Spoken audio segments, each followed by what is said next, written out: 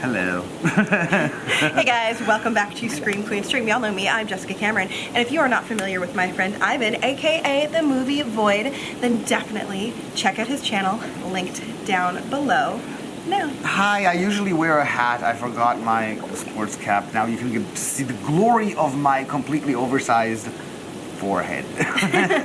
We all have issues. Also, Yeah. I'm still a redhead from the shoot that I did in Arizona. It's a fun little indie film. Stay tuned for that, called Exposure. Got some champagne. We have some champagne. We're gonna pop it open. For those of you who don't know, I just celebrated my birthday. Yes, I know. It's shocking, but I turned 21 again.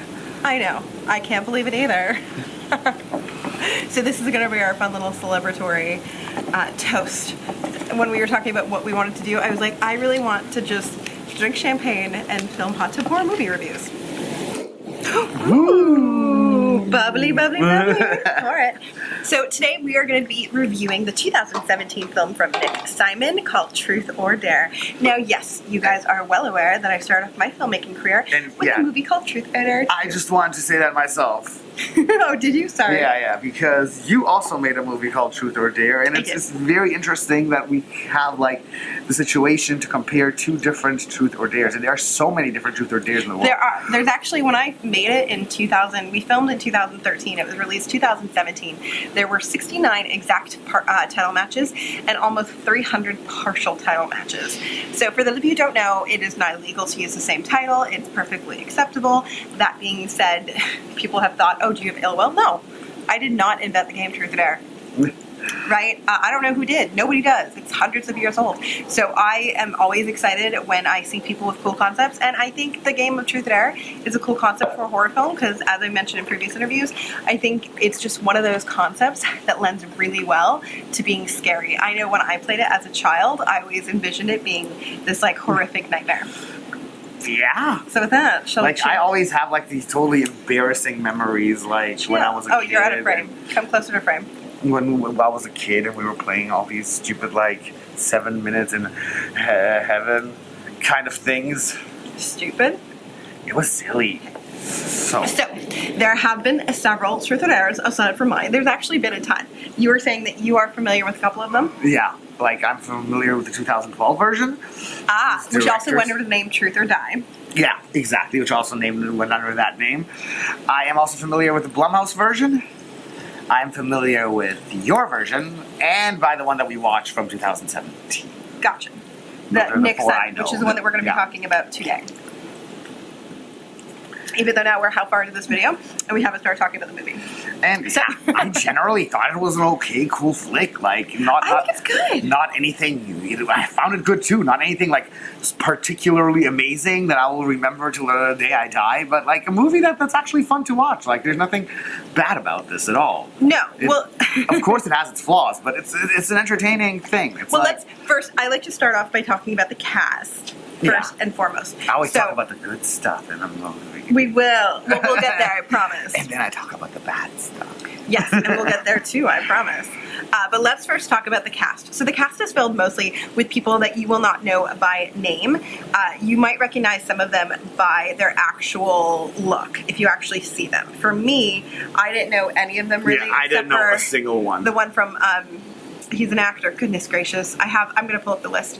I knew Harvey Gillian, who is lovely. He's on a TV show right now. Yeah, I loved his performance. He's great. Yeah. Oh, he's so good at everything he does. I love him. And the rest are just, young, late teens, early 20s. They're college kids, I think. Yeah, they're supposed to be college kids. They're supposed to be college kids. Heather Langenkamp has a really cool little... not a cameo because she plays a small character, but it's integral to the plot. By the way, this review is going to contain spoilers, so if you don't like spoilers, maybe watch the movie first. You can currently find it on a lot of your VOD platforms. Yeah. Look for Nick Simon's Truth or Dare. The film premiered on Sci-Fi Channel October 8th, 2017, and it was met with positive reviews. So I think those are all cool. Yeah, especially if you consider all the beautiful science fiction movies we have on the Sci-Fi Channel with their glorious, weird CGI. It's fun. They're fun movies to watch, but compared to the general B-movie schlockness of the Sci-Fi Channel, which I enjoy, mind you, this was actually on a pretty much higher quality. Gotcha. I agree. So let's talk, now that we've got the cast down, let's talk about what worked. I gotta say something that's going to sound so fucking sexist Ooh. coming from me, but I just really have to say that the guys in the cast did such a better job than the female cast, sadly. I don't disagree. What I will give that a caveat to is that the females, their performance didn't take me out of the film, but I do think they were outacted by the men. Yeah. I do feel the men, overall, with the exception of Heather Langenkamp, Yeah. like in the core group of friends, the men to me were just significantly better, Yeah, but not enough that I would You stop could watching. remember them more, and like Yes, the female incredibly cast was so. more interchangeable. Mm-hmm. I needed like from each of these characters was a bit more of a personal feel, a bit more like I needed them to be more graspable. Oh no, the bubbles are gone. Should I get the bubbles going again? Well, let's finish what worked first. Okay. So the male performances definitely I thought were really, really Absolutely, yeah. good. They have like random bubbles. I thought the men all did really, really well. I thought they all gave great performances. I thought Heather gave a great performance. Definitely. Very believable. The plot line I thought was really good in its simplicity. I think when you're trying to introduce a group of new characters and it's a game movie, I think having a plot that makes logical sense without needing to be overly explained works. Yeah. And I think that they did a really good job with that. You basically find out that there's, you know, this force inside of this house forcing them to play a truth or dare when you enter in, which is exactly what happens. Well, I should say not necessarily, I think they came across playing the game themselves, but then whatever the spirit or the being is, it's again not really ever explained. You just have to say, okay, it's a malevolent force that wants to do horrible things. We'll hold them to it. So I think that worked really well. Here's where the thing with the malevolent force sort of gets a problem, because Well, it worked well. We should talk about what worked. Okay, first we'll talk about what worked well. Then we'll talk about what didn't. Okay, but we have to get back to the malevolent force later. Absolutely. Yeah. Okay, so agreed. We'll table it. Some of the effects in this are really, really cool. I thought some of them were also really original. As somebody who's seen a lot of horror films, it's really difficult for you to show me something I haven't seen before. And I thought like how the being wrote on various places, or like a door would open up and then describe. Like I wasn't expecting it, and I thought it was a really clever way to communicate to the audience how this game is played. Like the rules of the game aren't that well defined, but the thing is, like, when they show what they're actually supposed to do, that is what works perfectly. Mm-hmm. That totally works especially well. Exactly. And like I said, I think for the most part, the effects also worked really well. I'm going to call out the earlobe scene. I thought that was really great. The earlobe scene? Yeah.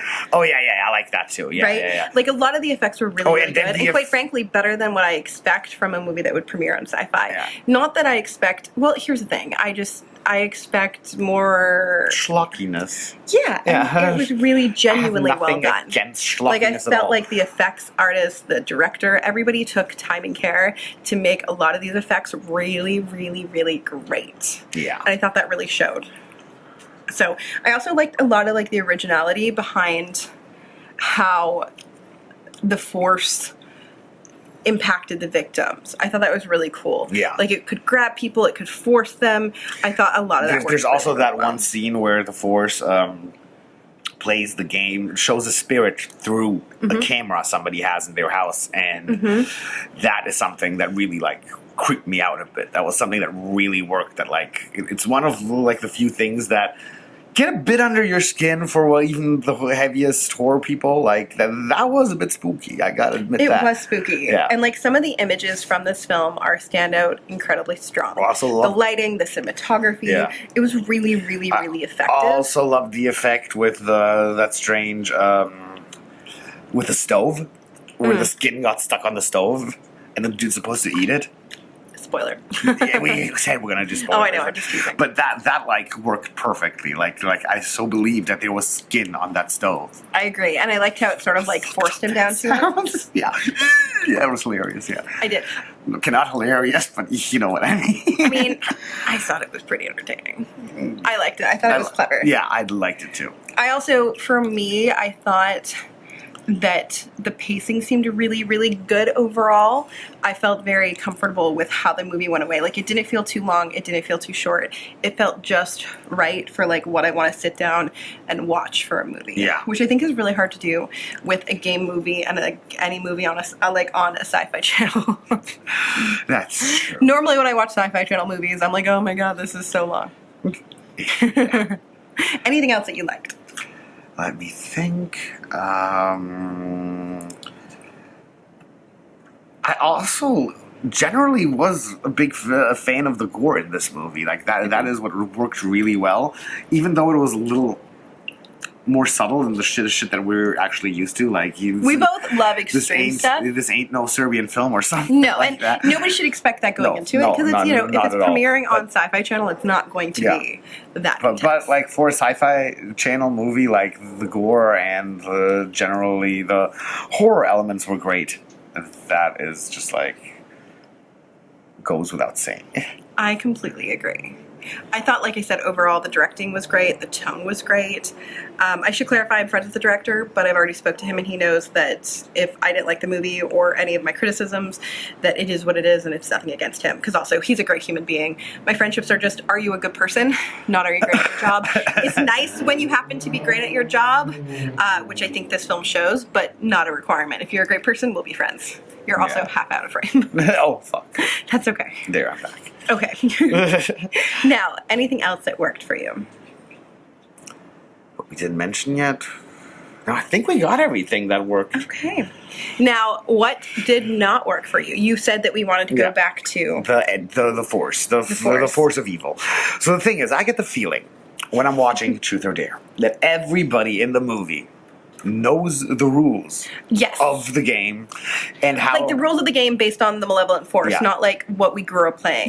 You know? Yeah, the rules of the game based on the malevolent force without an explanation. All of a sudden these things happen and these characters know what they're supposed to do without even like getting an explanation from an external source. And at some point I get the feeling that all the characters and everyone in the movie know the rules of this game except for the audience. And like the audience doesn't like we need more information like on how this game works. Like at first I didn't think they were allowed to leave the house.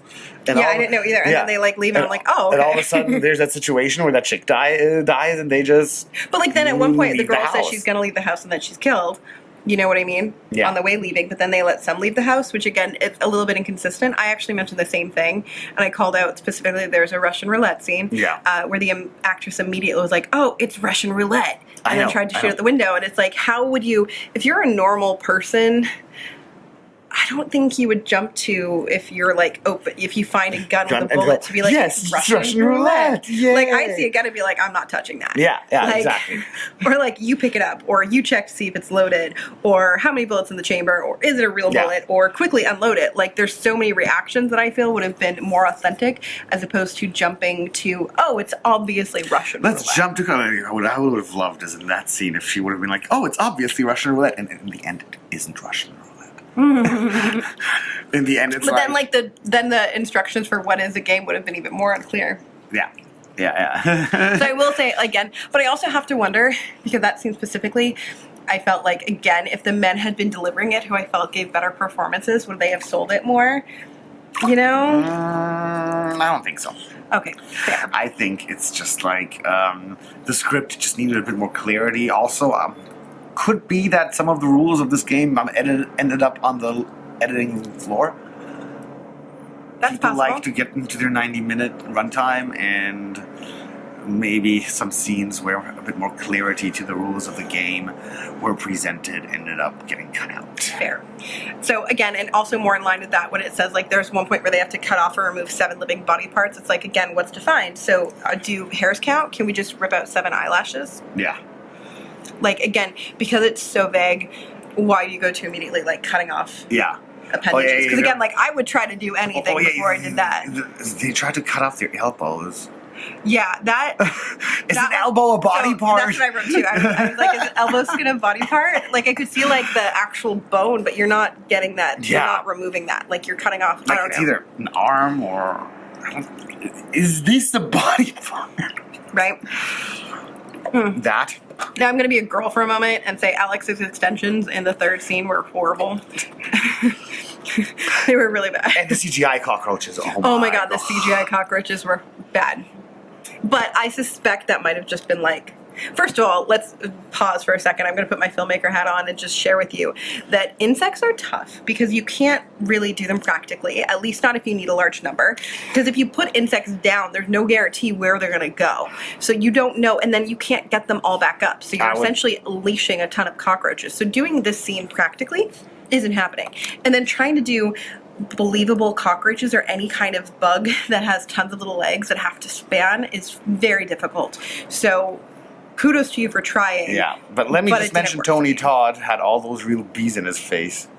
But you don't want to go to that extent. But at least like bees, like if you're outside or something, like they're going to fly away versus cockroaches where it's like, are you going to just leave them in the building? Yeah, and especially like today we have a lot more stronger animal rights rules. True. And even if it's cockroaches and cockroaches are gross, still like you don't kill living beings for the sake of your movie. No. The other thing that I had an issue with was the cockroaches is how do they kill someone? In fact, let's take a moment. I was just we all have that. these computers on our hands and bodies. Let's just take a moment and look at how or can a cockroach kill you. So you were saying when we saw this that you thought they bite. Yeah, like I think cockroaches do bite. I have heard that, but like those bites aren't really that. Let's find out what Google says. Can a cockroach kill you? The answer is no, they can't kill us. They cannot eat us alive. However, roaches are not without their risks. While we won't be eaten alive, we can get very sick. And if less than treated, it could be dangerous for our well-being. And also, if you Google like a skin disease or something like that. A bunch of pictures are going to pop up that are not very pleasant about cockroaches and close-ups, and just don't do it. Unless you like close-ups of cockroaches. They're going to do that. No. You know when you say that people automatically have to see it. Fair. It's like blueberry. It's like the blueberry waffle syndrome. Don't Google blueberry waffles, by the way. Oh my god! One of my haters once called me a blueberry waffle, Ew. And I didn't know what it meant, and I googled it. Don't Google it. Also, I'm definitely not one of those. I'm not that. But just remember, when you look at that, those blueberry waffles is an STD that can get cured very easily. We are so off topic. Okay, back. Is there anything else about the movie that did not work for you? Other than the ending. Well, the ending, here's the thing. I thought it was fine. I just didn't like it as much as I liked the rest of the film. Yeah, it was a letdown. You would have expected, like, some kind of a satisfying thing. It's sort of, like, especially like a movie that gets so intense with its game that leaves everything a bit so open. It was like taking... I'm not going to say it was that bad, but it almost reminded me a bit of The Turning, how abruptly it ended. See, now I will say I think it was trying to aim for like leaving it open for a sequel. It's been now several years later. I'm still hopeful that Nick might do a sequel. I do think it's an interesting concept. You can still do it. Yeah, totally can. Totally still in the time frame. So I think that's what you're kind of hoping for. Yeah. I'd absolutely welcome it, like totally. I think honestly, so let's give our then. Would we recommend this movie? Yeah, we would. I totally more champagne, would. darling. Of course, more champagne. Thank you. It's my birthday. All the champagne. I would totally recommend this movie. I think, in my humble opinion, take mine off the table because I'm not biased. that humble. I'm biased, so we're gonna leave My Truth or Dare off the table, which I think My Truth or Dare is so much more extreme and graphic and gory and super indie. God, this one clearly had a budget. There's an abortion with a bottle in that movie. I know, right? By the way, champagne bottle. What are you doing later? No, I'm kidding. I'm scared.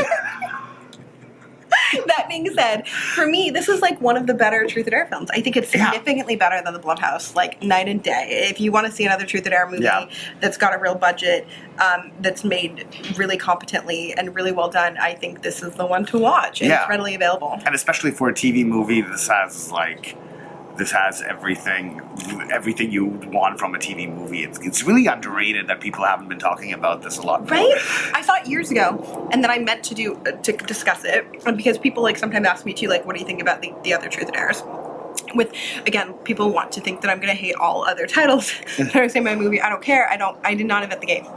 In fact, I love the game. That's why I made a movie about it. I love it. We should play the game sometime. We totally should. Like get Danny and Heather together and like get like Ryan from Pistol Beauty and we all play Truth or Dare like these high schoolers. God damn it, let's fucking do it. We have to find like a haunted pool house like Nick Simon. Or we play it in the pool. Here. True. Well, table that idea. Good idea. But no, I definitely highly That's recommend hot. this movie. I think it's super fun. I think it's really, really well done overall. And any flaws that I have with it are minor compared to how good I think the film is overall. Yeah, absolutely. Like, We just always assess the flaws. We're kind of like, film geeks, and We are. we nitpick like idiots when it comes to everything. So don't take our... Especially effects, because we love the gore. Don't take our judgmental... Although I think everyone's going to notice the cockroaches. Yeah. But you can overlook that. It's a movie. Whatever. Don't take our You know that they're not criticisms real. too seriously. We just nitpick like maniacs. We because do. We're in that's why Blumhouse doesn't let us into their screenings anymore. Fuck them. I didn't like the Truth or Dare before. They didn't let us into their screenings. Yeah. If you guys aren't watching it, go check out his channel. I will link it down below. He did a vlog when we were... We got an invite to the new Halloween Kills. Yeah. And Blumhouse literally went through the list of names who had RSVP'd and wrote next to ours that we were not allowed in because we work in the industry. Which, again, if you don't want people in the industry to come to your screening, don't screen in Hollywood. Because everybody in that lineup is either in the industry or thinks that they are or wants to be.